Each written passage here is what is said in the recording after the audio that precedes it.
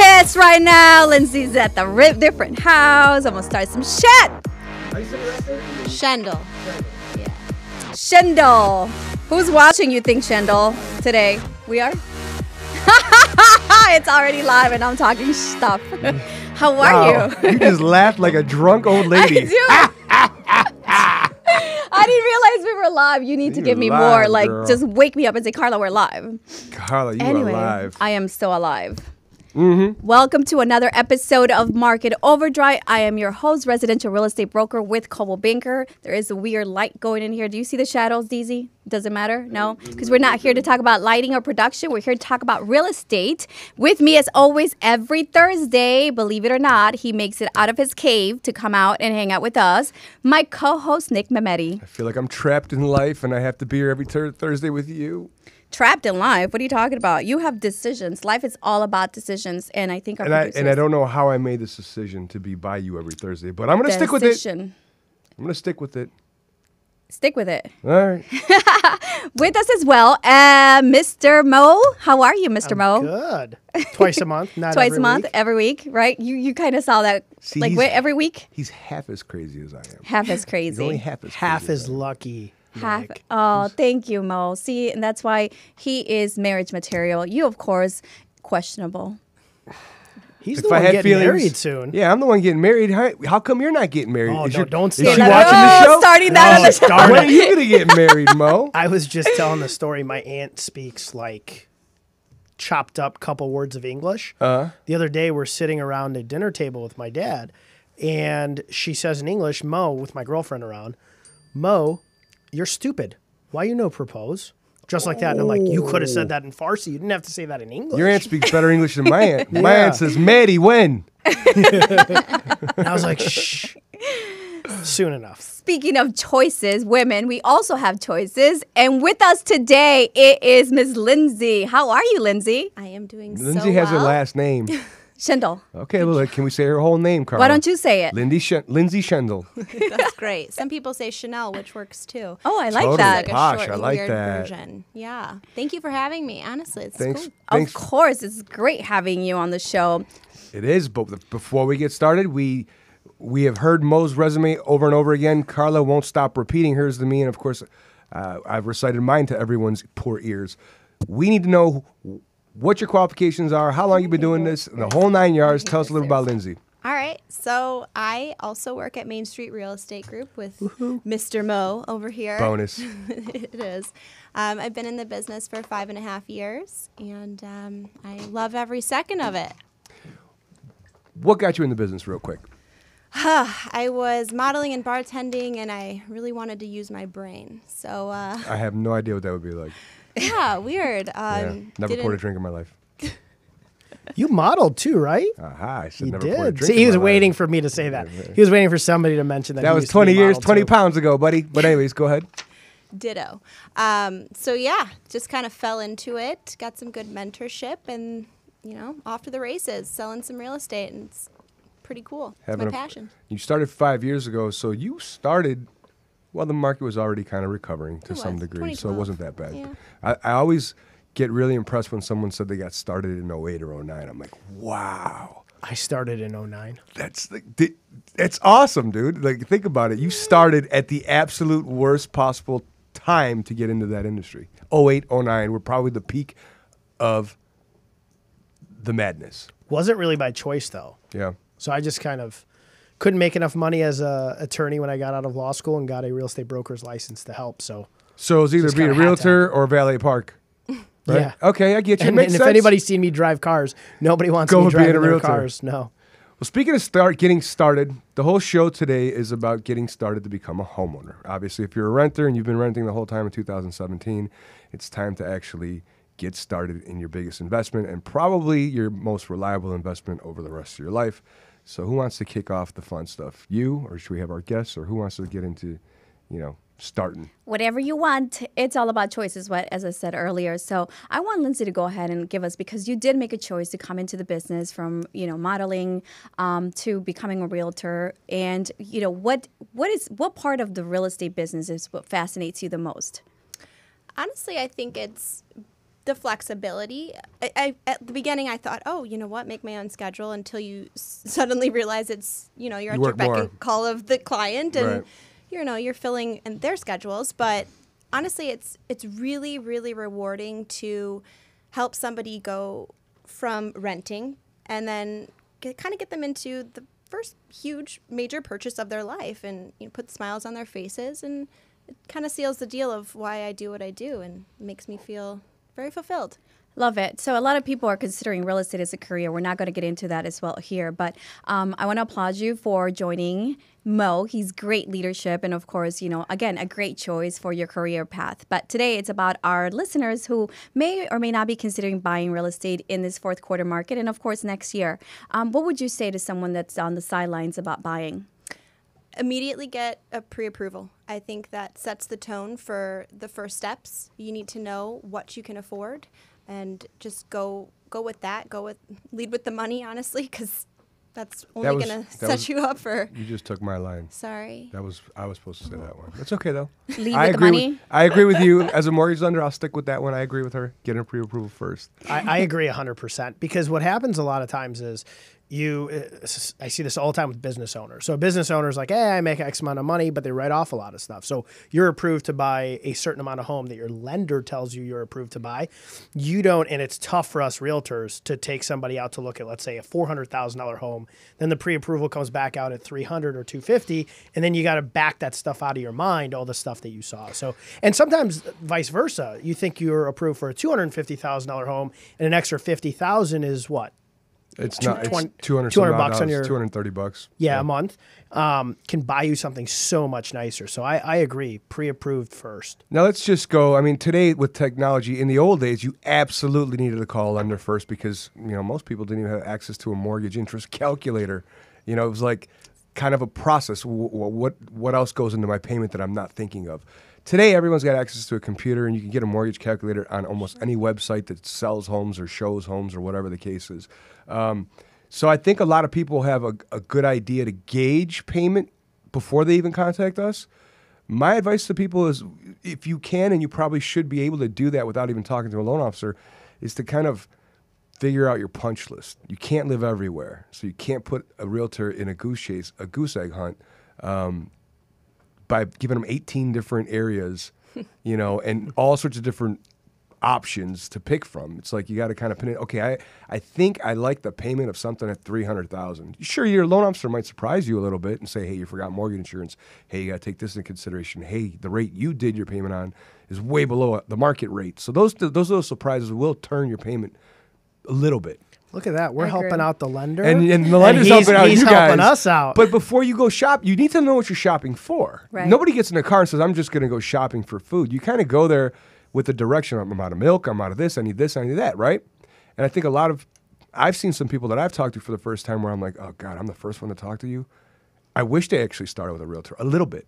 Sure. Right. Because they're rambling all over. I want a 4-car garage. I want a 2-car garage. No, it's okay. What's more important is I need a basement finish. And you're like, okay. But that's kind of the fun part, too. I mean, for I'd a hate first-time home buyer, I honestly don't mind, because I'd rather show them everything versus what they thought they kind of wanted to stick with. Because, at least in Chicago, you have all different types of properties, be it a mid-rise, high-rise, single-family home, 3-flat. I mean, they all come with different types of, you got your HOA fees, which, you want to live in the Gold Coast, you could be looking at anywhere from $800 to $1,000 in HOA fees. And right. that alone could be a mortgage payment. And right. a lot of people don't factor that into it. So I think it's really important to show them everything. Yeah, what I like is that typically from my experience, people already know what they can afford, or the most important thing for us is, what do you feel comfortable paying every month? Realistically. Sure. I mean, everybody will say, I feel comfortable paying $200 a month. You're not going to live anywhere with that. But, they usually know that if this doesn't bend them too hard, that's more times than none an automatic pre-approval, because we're far more giving in the qualification arena than someone and what they really would prefer to spend. So if I tell a client, that makes, let's say, $12,000 a month, hey, you easily are approved for a $4,000 a month total mortgage payment. I've heard it many times from that same person saying, oh, no, absolutely not. I don't want a $4,000 anything payment. Great. That just makes this pre-approval much easier.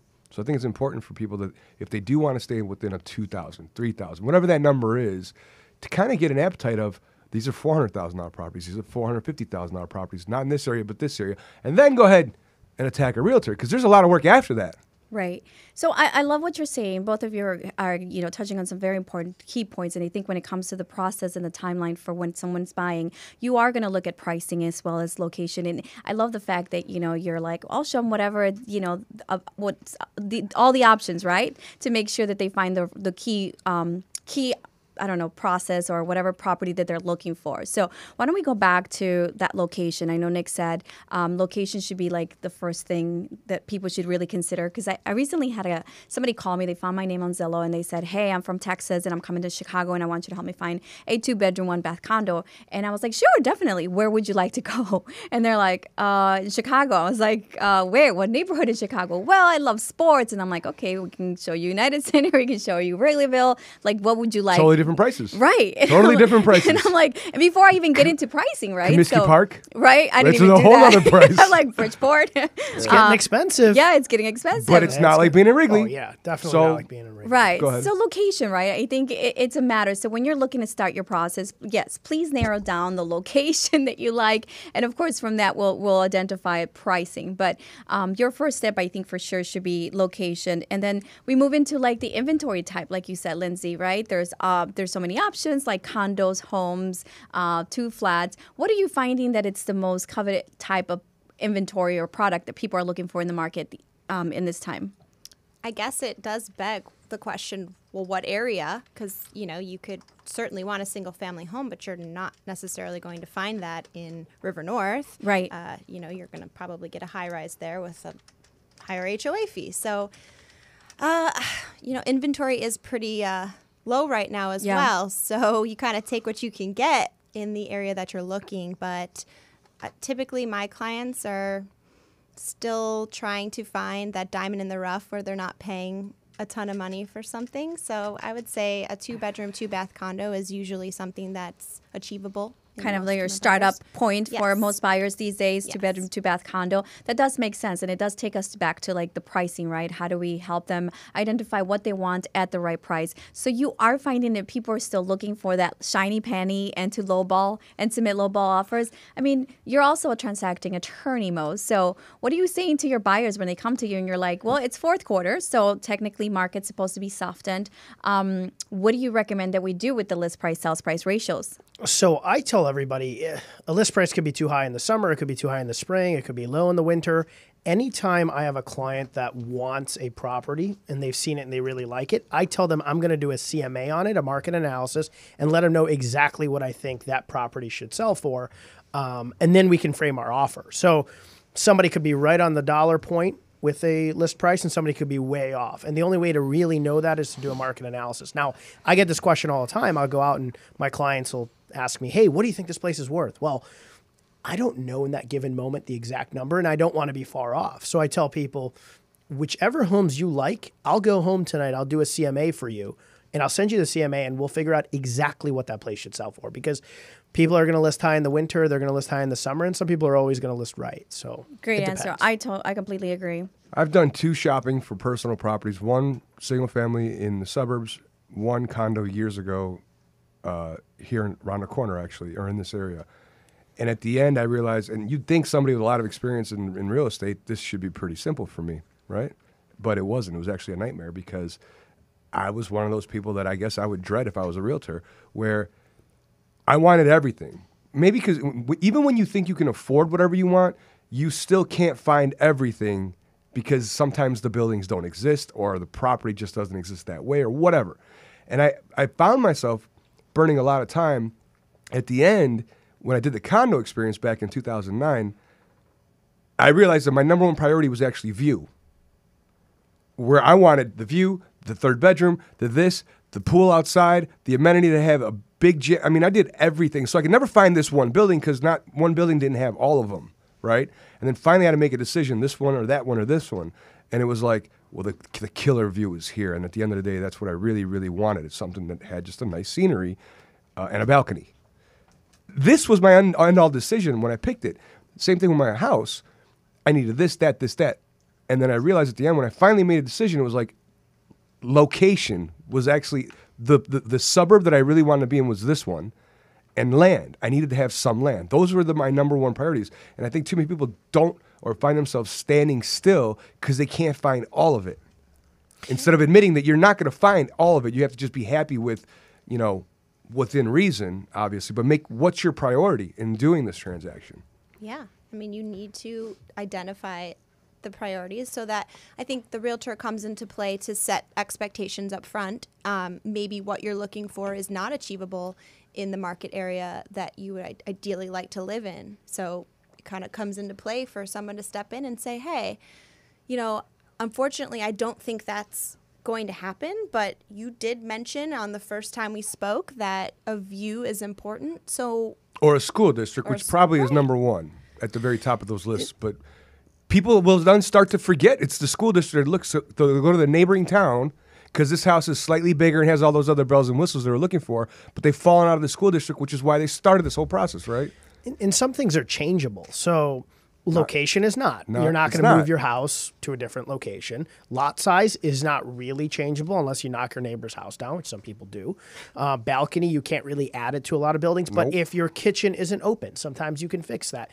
And I tell people that if your wish list is I want dark floors and the floors aren't dark, well, sanding and restanding them is $2 a square foot. So you got to pick priorities that you can change, and then anything that you can change has to be something you can give on if your price point is one in which you can't have everything. So like you guys have both said, there's some big ticket stuff that you just can't change, and you got to know those priorities and keep track of them. But some stuff it's tough too. A first-time home buyer goes to a handful of homes and sometimes doesn't know what to expect. They've rented a couple times, and renters know that in a year they get to move out again. So it's not like they're married to the place, but they go see 4, 5, 6 places. And a lot of times they think, well, if I had the kitchen of the first place and the bathroom of the second place and the location of the third, that'd be perfect. It's a matter of kind of bunching as many of those wants as you can into one place. Right. And that's typically the home for you. But I challenge that comment. That's the reason why we're having this show today is renters know that in a year they could just walk away and go wherever they want and blah, blah, blah. And they sell themselves on that piece of freedom. However, who says you can't rent your property if you really want to move out? You could. You could. You could. So there goes that. At least you're getting something back in return. My rule of thumb is if you see yourself staying put in an area for at least 3 years, it makes more sense to buy rather than rent. And I'll let Lindsey explain some of the benefits of home ownership. But if you're going to see yourself staying put at least 3 years, or you keep the property, like you said, and rent it out, then it makes sense. Property values go up 3 to 4% every year historically. And when you come to sell a home, you have 5% to 6% brokerage fees. You have some closing costs. So let's say 7 or 8% of cost to sell. You'll make that up in 3 years, so you're not selling at a loss. At minimum, you'll make that up in a couple of years. So I tell people, if you can see yourself staying put for 3 years, there's a long list of benefits that come with being a homeowner. And I'll let you kind of explain a couple of those. Well, I was going to touch on maybe the tax benefits, but that's kind of up in the air these days. It is. Yeah. So a little bit. Just as of right now, it's still normal. Right. So there are definite tax benefits. You get a homeowner's exemption, which can be, something to look forward to. You build equity, which as a renter, you have nothing. I mean, you're literally giving your whatever it might be, $1,000, $2,000 every month to someone else. And why not be able to invest in yourself essentially by buying a home? So there's no renter's exemption? There's not. I don't get any tax breaks for paying rent? Maybe you could write off some square footage. If I was president for an office, I'd let you write off your rent, but you're lucky I'm not. But you one other thing in there, all those are very true, and mortgage interest and all that is a write-off. Property taxes, it helps you on your tax return. In the United States of America, we are the worst savers in the world. We don't know how to save $1 for the most part. Like if we have $1, we find a way to spend at least 99 cents immediately. So the one beautiful part about our real estate market, all of our real estate, our entire real estate economy, is that it's legitimately a good forced savings account. We have to pay our bills. We have to pay for where we sleep somewhere. Whether you're renting or you own it, you're paying for it, right? Nobody's sleeping for free unless you're living with your parents. And at the end of the day, you might as well have something coming back for you at the end of 20 years of paying, which could be a few $100,000 in equity. In some cases, it could be millions of dollars in equity, depending on where you bought and how you roll those dice when you were purchasing. Where renters living freely, 20 years later, turn around and there's absolutely nothing. Nothing. So you're forced to save when it comes to real estate. That's the nice part about it. You're literally, you don't have a 401k, you don't put away anything in your savings account. At least this thing is growing somewhere somehow. More go ahead. More billionaires have been made from real estate than any other one. You said that on another show, and I actually held on to that one for a while. It's the most common factor among billionaires, not even millionaires, among billionaires, is their real estate investments is the big factor. The real estate portfolio, and a lot of people may argue that, what about when the market crashes and then values go back to decreasing? But you've seen in some of our neighborhoods, right, where the values have in fact increased and tripled, and a lot of buyers are saying, darn it, I wish I would have bought back then, because now I can't tap into that zip code because it's over my price point. So I think we're talking about over time and encouraging renters from get off the sidelines, invest in real estate, because it seems to be the most legitimate, something tangible. It's a commodity that you can touch and you can say, and you can actually use and live in it, and then watch it grow and have appreciation over time. And back in the day, it was really hard to become a homeowner because of a couple of things. One, you had to have incredible credit. Two, you had to put a lot of money down. Mm-hmm. You had to put 20% down was the norm. Talking the 80s? Yeah, 80s, even 90s maybe.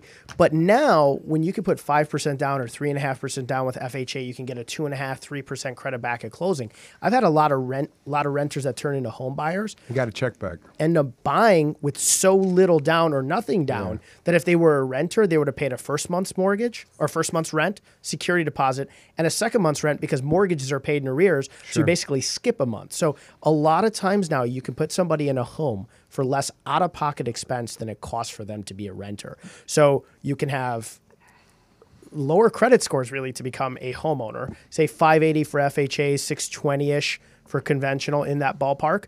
Nobody is leasing to you in the city of Chicago with a 580 credit score unless you have a cosigner, because the laws are too favorable to the tenants, and landlords just won't do it. So it's crazy. They're looking for 700s to. It's harder to rent in certain parts of the city than it is to buy it. I think nobody. Well, there's some parts of the city that they'll be a little bit more flexible. But if you're talking about the prime locations and a prime unit and great views, for example, or whatever it is, they're gonna pull the 750 credit score out of there, and they're gonna pull somebody that has a debt to income ratio that is way below qualification ratios to buy it. So, for example, someone that wants to pick up a $4,000 rent, they're going to take the guy that makes $700,000 a year over the guy that makes $180,000 a year, even though they both can easily afford it, right? Yeah. Renting but now, is ridiculous. You're thinking, you're like, did I just get beat out? I make a ton of money at 180. I could easily pay for this. I just got beat out by somebody. Yeah, because of the competition no logic. Is fierce too. Not in buying a property though. No. Your fight is just as good if you got a 620 going against somebody with 720. It's who wants to pay what for the price. And the seller doesn't get to see that as long as you have a pre-approval. And usually doesn't even care as long as he's got a good pre-approval. Right. Gentlemen, we have Jim who made a comment on Facebook. Thank you so much for watching and hanging out with us live on Facebook. We're also on YouTube, so if you want to stream us live there as well, you're more than welcome to do so. Jim said, Mo did exactly that for us. Comprehensive CMA, competitive market analysis, on a property we almost bought a few years ago to let us know whether it was listed fairly or not. I didn't pay Jim to tune in. Thanks, Jim. I pay a lot of people to tune in, so you guys. How about Andy? Go up further. Andy says, can we see that cute Persian guy? He's dreamy. Yeah. Hey, thanks, Andy. I wanted to get more into the business aspect of it, but okay, we love you. Hey, Andy, we see you love yourself more. Don't be zooming in on my Persian bromance. Nick is getting jealous a little bit. But going back to that, right? A lot of buyers think that, what if we overpay because it's a competitive market? There is multiple bidding wars. What happens if we overpay on a product? What do you say to that, Lindsey? Well, I mean, you see that a lot, actually, especially when it starts heating up after, I would say, like Super Bowl weekend. Spring market kind of kicks off a bit early, and sellers are very motivated at that point to put their property up. And then you see this huge influx of buyers that are really excited as well. And you're walking in, and all of a sudden, what you thought was the perfect house for you, all of a sudden, for other people think the same thing. So you're getting into this multiple offer situation, and it's kind of at that point, like, how do you set yourself apart from that other offer. And we've seen escalation clauses and things like that, but you almost have to start going above and beyond and thinking of different strategies to get that offer accepted at that point, because everyone's doing an escalation clause. And I mean, people remove contingencies all day, like not having to sell your house to buy another one. But what about the appraisal factor? Because that comes into play when you're talking about, is this worth what I'm going to pay for it, because I just want the house, but so do 4 other people. It's kind of scary. It's kind of completely worrisome. Completely agree. And that should, like a lot of people are fearsome of the fact that, well, you're just being very aggressive and you're letting me know that I need to make that, write that escalation clause. At what point do we put a ceiling on that? What point do I say I'm not comfortable overpaying for this property? And it may be conceived as overpaying for something, but in real estate, there's a lot of checks and balances. You said appraisal, right? We've seen a lot of appraisals where the appraisals come in lower than what you offer. And at that point, the offers get adjusted. And you're an attorney. Karla's grinning at me because she a few weeks ago got a deal for one of her clients. Oh, you want to go there? They reduced the price $30,000. No, I'm impressed. It was very impressive. And it was like 15%. Do you want to tell everybody how you had a bet going on between the attorneys and the lenders about how I was not going to be able to get this deal done, or what was that all about? I heard about that post closing. So you heard an exaggerated version of that by somebody. Javier, that said we were doubting you. We said it was unlikely that the seller was going to agree after you had already got him down 10% to a $10,000 credit too, but somehow Karla got it done. It was, we all were doubtful. Karla gets it done. See? I'm hearing that's for me. You hear that? It's a nitro. You think you're at the racetrack? It's nitro time. That gets me excited every time. Nitro there's a time. car. You do. I see you like twitching, like getting ready to. How does he twitch next? Twitching. You know all of his moves. Little Persian popping. Persian popping. So, the nitro question. Obviously, you are the guest today, Lindsey. So we're gonna have to ask you. I got my Rain Man Twitch. We're gonna have to ask you a nitro question. You don't have to answer right away, but we're gonna give you about 10 or 15 minutes, and we're gonna come back to it probably just before the show's over here. Ooh, Lindsey, I'm excited for you. In the spirit of the topic being, for the most part, I would like to think that most people watching a show like this and why they should finally own a property are first-time home buyers, right? So, ignorance is bliss. You can't blame people that don't know things for doing things that they're just not aware are bad or good or whatever, right? With that being said, we want you to tell us what is the one thing that absolutely has you shriek when a client does it so they can avoid it going in. Shriek? Yeah, like shriek. Like you're just like, like that you could just do away with. If you've never heard this again, it couldn't be soon enough. Like that one thing that bothers you the most, the one thing that they do so that our listeners that are planning on buying will make sure to try and avoid doing that to an agent. That's a tough nitro question. I wasn't even focused on the question as much as your weird faces day. Is this like weird Twitch day, Nick? There's some artificial brown on your skin today.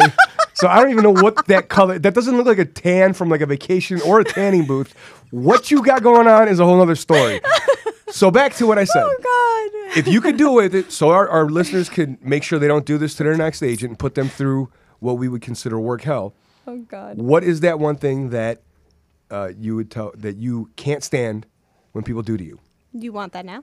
No, you can wait. We'll come back to you in 10 minutes. All right? You can mull that one over. All right. Let's go back to my fight you and your about brown face. Appraisals, right? So it's getting to the point where after negotiations, you're said and done, you've negotiated credits. And in this particular case, it was a 3-flat in Berwyn, and we got an amazing deal. It did get 10% below list. A lot of people say I talk fast, but see what happens when I speak really fast. I confuse the other realtor, and they're like, just shut up. Fine, we'll give it to you at that price. Because you annoy them. She annoys you. Karla, Negotiating where I will annoy the crap out of your good deal. That's how I get it. I kept saying, okay, where's the appraisal? And then the appraisal came in where they were not considering the third unit as a third unit. It was legally zoned a 3-flat. And I'm not going to say too much because the realtor may be watching the show. But too late. They can't take it back now. Right. So then they did some crazy math, and the appraiser just said, "Oh, we weren't counting square footage, what have you." Right. So at the end of the day, I was like, "Okay, just punch me in, let me in, where are we, so I can talk to the other realtor and get it done." Typically, a lot of realtors are going to say, "Let the attorneys handle it," and I said, "Well, okay, let the attorneys handle it." But first, when we did the negotiations at the forefront, because I am a listing agent and I get it when I'm on the listing side, I said I want to make sure that during attorney review we stipulate that we are going to adjust the price. Right, that's what was my saving grace. We're going to adjust the price to appraise fair market value, and also credits will not be, affected. So if it gets adjusted by $50,000 and $50,000 minus that $10,000 I was getting for closing costs, and so we got to that point because the market is so. It's so crazy. You almost want to protect you always want to protect your buyers and make sure that you have those stipulations. So when Lindsey said you got to get creative, you get creative when you're aggressively buying and you're like, fine, I'll pay you because I know there's multiple offers. But you make sure you protect your client's best interest by using all sorts of addendums. And that's where Mo came in. He's like, well, I don't know. It doesn't matter that we have that document because technically, what were you saying? Well, they could have. There was a couple different reasons they could have terminated, but luckily we did have that in the attorney review letter, so it put a little bit more pressure on them, and it got done. And then Karla just called and made sure they never got off the phone until they said yes. I was like, they did agree. So again, there's a lot of checks and balances in real estate, so don't get overwhelmed with the process. There's no such thing as overpaying unless, of course, you're buying cash, but then you could also say, I want an appraisal. There's no such thing as overpaying? Is that How what are you saying? overpaying when you're financing a loan? Are you guys, as a lender, are you going to approve a property doesn't appraise out? Well, no, I think you fixed that at the end when you said, unless of you're buying cash. I just now processed that. Oh, process slowly today. She speaks fast. She does speak fast. I go fast. One of the things that I've seen people kind of waive to try to win a property, especially in condos, is either go as is, obviously, because as is doesn't mean you can't do an inspection. It just means that if you find something, you're going to take it subject to that stuff. And especially in a condo, not a lot's going to go wrong with your condo. I've even seen people waive inspections in condos that are like a 1-bed, 1-bath, and they bring, Uncle Jimmy, the contractor, through, and he says, it's okay. I would not suggest that in a single family home. There's just too much that can go wrong. I bought a house from family without an inspection, and I have quite a few headaches on my hands. But you can go as is sometimes because as is still gives you the opportunity to walk away if you find something wrong. But it's one less thing the seller has to worry about, so your offer becomes stronger. Yeah, and for those people that are buying for the first time, they do an inspection. This is not like buying a brand new car where you find every little scratch and you're going to expect that to be fixed before you move in. Seller doesn't have to do a lot of this stuff if they don't want to. They're willing to just walk away too. So it's not like they owe you anything. However, when you get an inspection report and you see some things and dings on there that need to be touched up that you would like to be addressed, more times than none you'll get a credit. Right? Mm-hmm. More times than none in that situation, the credit is usually far and above and beyond what it truly would cost to do it. I've seen it like that for the most part. So, for example, there's a small hole in a roof that might cost $1,100 to fix. It's not uncommon for it to be a $2,500 credit. It's happened. So you might want to invite those things in some occasions as a bonus versus looking at them as a something negative and forgetting your number one priority moving in again, which is maybe school district or whatever it was. You hit that right. You're not going to get everything back, and there's no perfect home. Even new construction is going to have a punch list. Right. I tell people, if it's something you think the seller might do on the cheap, ask for a credit back and do it yourself once you move in. If it's as easy as changing it like a GFCI outlet or something that they can't do on the cheap, maybe ask for them to repair it. That's my rule of thumb. But it's always as is, and I really dislike it when people go back and say, okay, but, Lindsey, do you see that a lot? You're shaking your head. Right? Doesn't it get annoying? We bought it as is because we wanted to beat the competition, but now we want to go back and nickel and dime the seller. It's just, I don't know. I find it rude.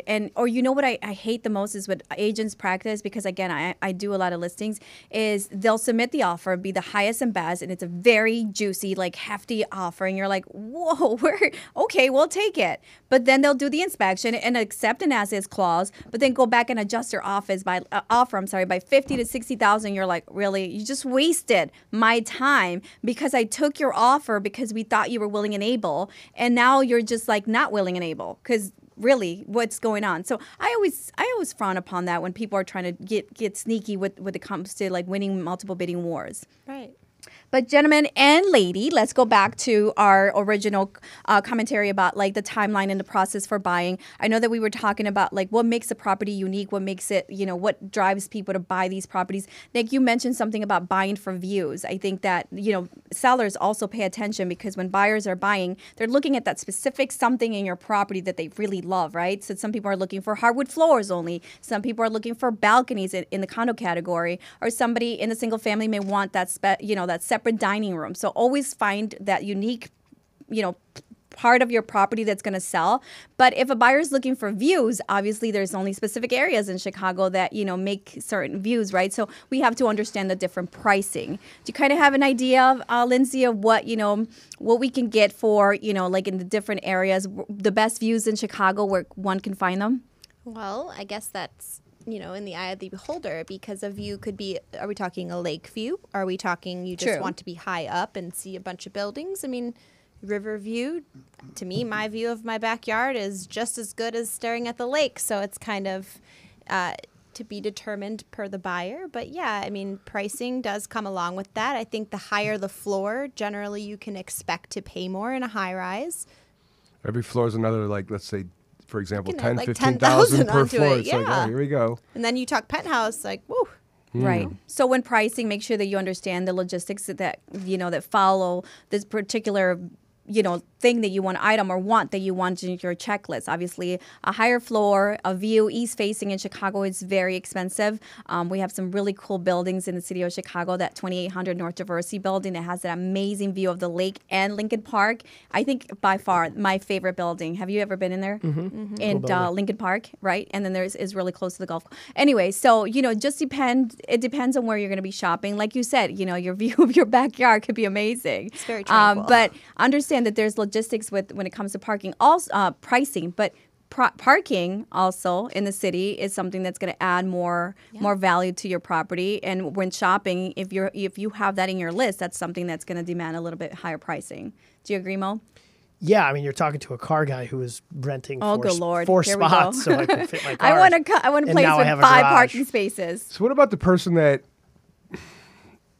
you got those OCD people that want to have the perfect timing on everything, right? They're like, when's the perfect time to buy? What about those that are just like, they've kind of packed it in and said, screw it, I'm just going to keep renting, because the best time to absolutely buy was probably somewhere around 2013 or 12 maybe, when the rates were at the absolute low, but the property still hadn't skyrocketed yet. So what about that person? Well, why don't they just, forget it? I missed the boat. I missed the best deals. Now I'm paying like top dollar essentially. Every market when it's stable is top dollar for the property and blah, blah, blah. Because you're not a psychic and you missed that boat already and it's gone, and that's it. And you're still going to be paying rent right now. Rent rates keep going up. So the rent rates in 2013, if you were a renter, are very different than now. So purchase prices have gone up, but so have your rent. So, renting made sense when you could get a place that would have had a mortgage, taxes, assessments for $2,300 at $1,700. But right now, when you look at equal condos and it costs more to be a renter than it does to have a mortgage, taxes, assessments, it just doesn't make a lot of sense. So rents keep going up just like home prices are going up. So on the timing thing, I always tell people, you got to spend some time looking for homes. When your rent is coming up, when you're about to re-sign a lease, don't wait till a month before you want to re-sign your lease to start looking for a home. Take a little bit more time than that. How long do you typically want your buyers to start looking? If I could have it my way, it would be a month before. But yeah, 6 months could be kind of that sweet spot. I think 6 months now, just because there's not a ton of inventory. Right. But yeah, because otherwise we're going crazy. Like we have to buy something. I mean, remember, it's going to be 45 days to get it closed because of financing and all that jazz. But yeah, for sure. Speaking of something you want your buyers to do, we got to come back to a question we asked you. What is it something you absolutely don't want your buyers to ever do to you? Yeah, so my pet peeve is actually, we had just spent a good chunk of this topic, which I was going to say is inspection. Just chill out. Like, chill out. You don't need Let it out. Let it out. This is exactly what we're looking for.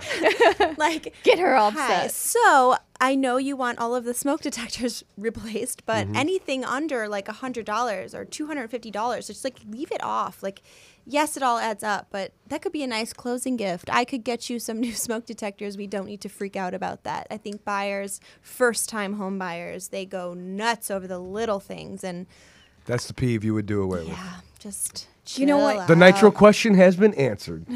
Great. That's a good peeve. He was actually nice with you. Like, it was kind of like a whatever really one, right? It was a, wow, you're being nice to Lindsey. Right? Well, she's new and I've just met her, but next time she comes on, we'll give her a much more difficult nitro question. Don't you worry. I conditioned her. I was like, it's probably going to be pretty bad. And then you made it really nice. I don't know. Someone said something about embarrassing moments, and I was I can't use the same question over and over again. I mean, I got to. Yeah, you got to up your game. It's really? How about you do the nitro questions from now on? No, I do enough. You really? Really? You intro the show and then you walk away lately. You're on your phone. You're doing whatever you're doing. You're reading Facebook messages. Are you complaining about me? I'm not reading Facebook messages. How dare you criticize my nitro questions? I'm not. Okay, let's move on. Anyway, we have a question actually. Somebody sent this to us. Is going back to values and how we assess values on a property and how it affects values. Because, a lot of people buy properties and then they start making modifications. Like, I recently had a buyer ask me, so what if we turn in this, third bedroom into a master bathroom? And I was like, you're going to lower the value. So make sure you put it back when you're done using the property and you go back on the market, because you always have to buy and think about the resale. Having said that, the question is a bathtub really an added value to a home? Seems like walk-in fancy showers are on the rise these days. What are your thoughts on that? Mo, let me start with Mo, Lindsey, just because I know you started work. You're rehabbing your current home, correct? I am. So what did you decide to do? I have more than one bathroom, so I'm going to have some. Oh, God. Excuse me. I'm going to have some walk-ins, some tubs, some more tubs. I think if you have one, I think a tub makes some sense, and I'll tell you why. Because people typically who are buying a place that has one bathroom might be having their first kid or planning on having a kid. They're young professionals. And babies, I don't have a baby, but babies typically want... But you have a dog. Your dog wants it. Can you give your dog right in a shower? You can wash your dog. He's 130 pounds, so he's not going in a bath. Forget it. But I would say if you have one, a tub makes sense. But if you have multiple, yes, people love having a nice big walk-in shower with, a shower head coming out of the ceiling and multiple body sprays. I like taking baths. I'm a guy who takes baths. I take Epsom salt baths, so I need at least one tub. Did he say he takes bath? I did. Did you even catch that, Nick? He's gone. Yeah, I was waiting for grief from him. What I want to know is, do you or do you not have an espresso machine in your master bathroom? I don't drink coffee. You do not have a nice home then. We had somebody on the show and they told us they did a lot of luxury real estate, and they said that they've seen espresso machines in the bathrooms. That's fancy. I'm like, wow, that's a whole nother... That and a heated toilet seat. That's it. You own the world. You're so weird in life. Does anyone ever tell you that? I am weird for the 45 minutes that and look at that. Wait, can I have We are almost done with the 45 minutes. I got to mess with Mo because we have people thinking he's dreamy. He's got dreamy eyes and all that stuff. His sister says... My sister didn't say that. From what I have learned from my brother in buying a house and fixing one, be patient. The right one will come along. Thanks for making me wait for the right one, bro. Bruh. That's so sweet. Oh, did I read that wrong? Bruh. Bruh. I love it. Tons of love for you out there. My sister's very sweet. I can't And believe she's taking time compromise. off. Not everything is going to be exactly what you wanted initially, but you can fix it. That's all about life. It's compromise. Find something that you want and compromise. Shout out to my sister for taking time off to listen. She's a veterinarian, so she's between giving shots to doggies. And So she right now is risking the life of a cat somewhere, and she's watching you instead? yeah, watching us. That's just horrible. Look how important we are. You are so important. You are so important. All right, well, we're wrapping this up, and I just want to go again. What is the one piece of advice you will give to those who might be looking to buy a home in 2018? I feel like I can't improvise anymore. Nico has us on like a tight, I don't pay attention to that. This thing right here? This Nico. thing? Bro, I never read it. But this is actually a good question. So I love you, Nico. I want you to know, Nico, that I do appreciate you. and I miss you, and my privileges have been taken. You've been cut off from the marketing department at Ireland. I know that. I'm not very happy, but You're like that tenant. You're like that guest that comes over and never goes home.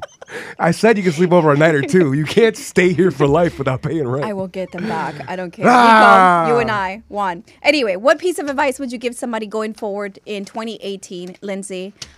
That one thing you would say, hey, when you start shopping in 2018, I want you to consider that and think about me. I would say that just to cater to maybe a millennial crowd, perhaps, that nothing has to be permanent, and you do want to earn equity in a home or a condo, and you can always have the option to rent it out. That is not as big of a deal as you might think it is. Look at that. Speaking that language, right? Mobility. How about you, Mo?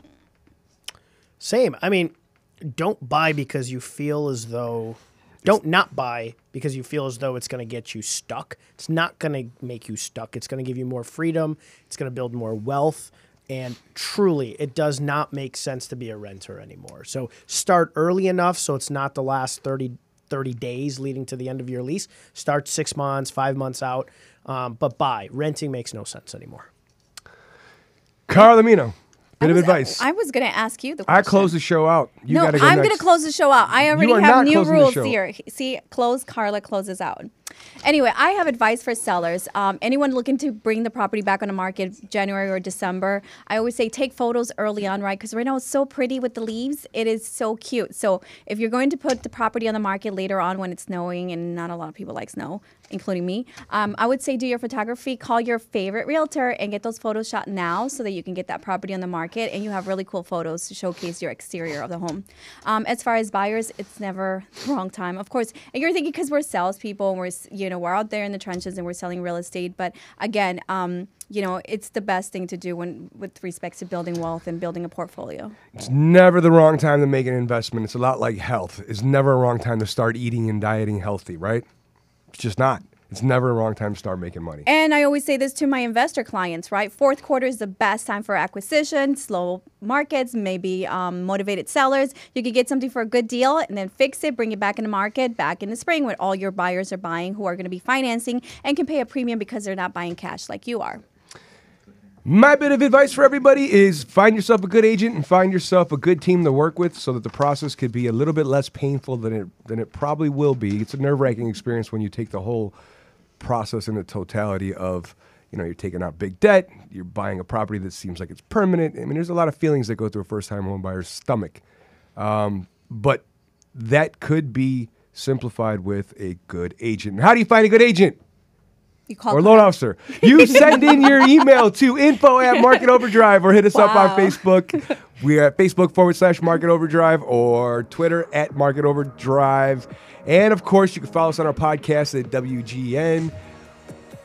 And Lindsey. We good now. Lindsey, come on, you should have said Network. that. Own that. Call Lindsey. Call Lindsey. Hey guys. Hey. And this show obviously will be cataloged on our podcast at Market Overdrive. At YouTube on Market Overdrive, and last but not least, it'll be on the podcast, the WGN Radio Family Podcast. So, with that being said, thank you, Lindsey, for being our guest today. Mo, we will see you again in about 14 more days or so. 7 more days or so. Thank you all for listening. We'll see you next Thursday at 2 o'clock.